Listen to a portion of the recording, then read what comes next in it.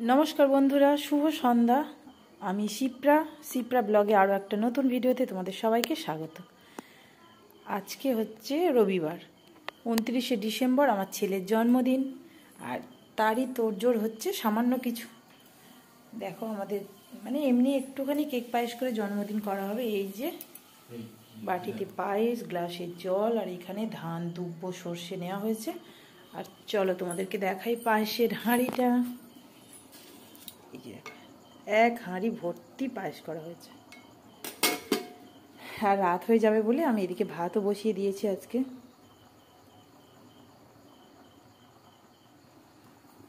আর বাড়িতে সব আলো জ্বেলে দিয়েছি, একটাও আলো।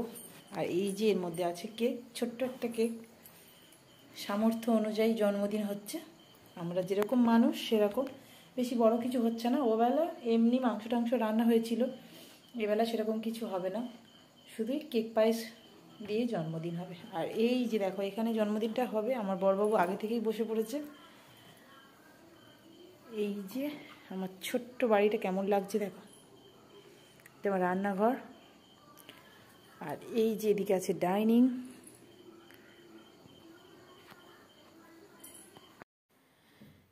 এই যে দেখো এখনো কেউ আসেনি, সবাইকে ডেকে আসা হয়েছে। আর আমি কেকটা ওপেন করছি। এই যে কেক মানে সবটা করে রাখছি। ছেলে গিয়েছে ও বাড়িতে ঠাম্মার ডাল বেটে দিতে, কারণ ঠাম্মা কালকে বড়ি দেবে, তাই মিক্সিতে ডাল বেটে দিয়ে গিয়েছে।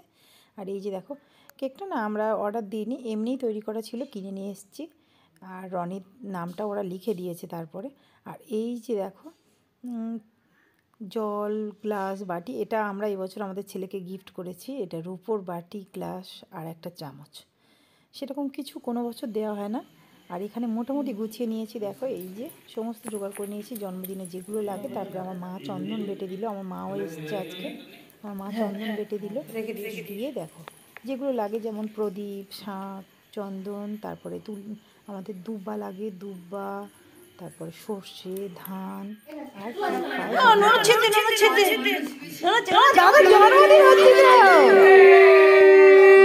বাবা দাদার জন্মদিন হচ্ছে তো।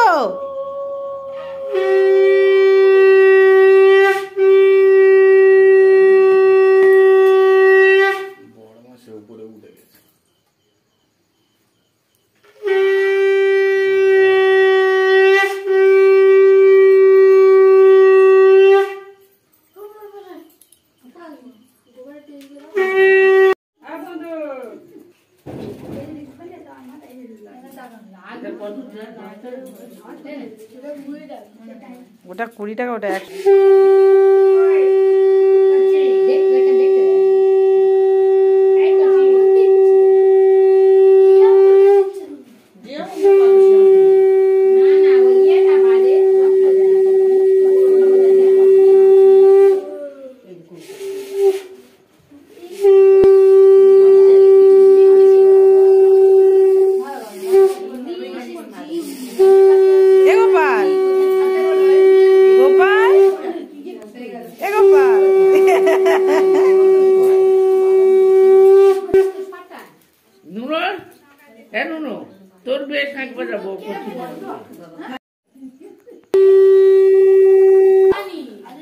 মা বলে দাদা খা না, মা একটুখানি ছো না জিবে, ওরম না না করছিস কেন, একটুখানি করে ছো না।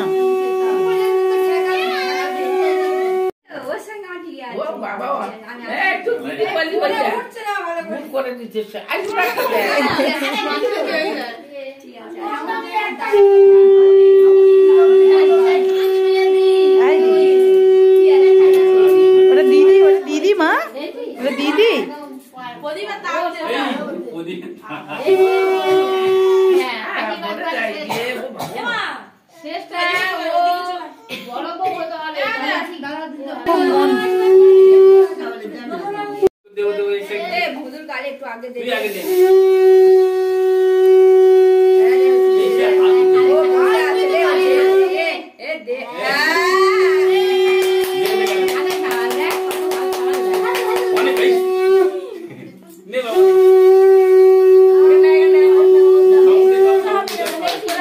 और दे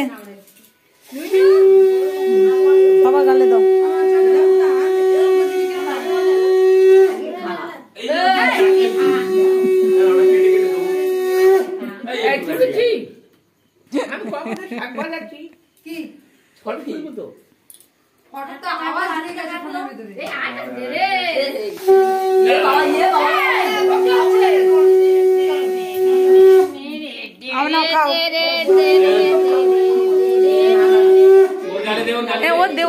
গালে দে, ওর গালে দে। ইয়ে দাদা দে, বিগলু আর দে।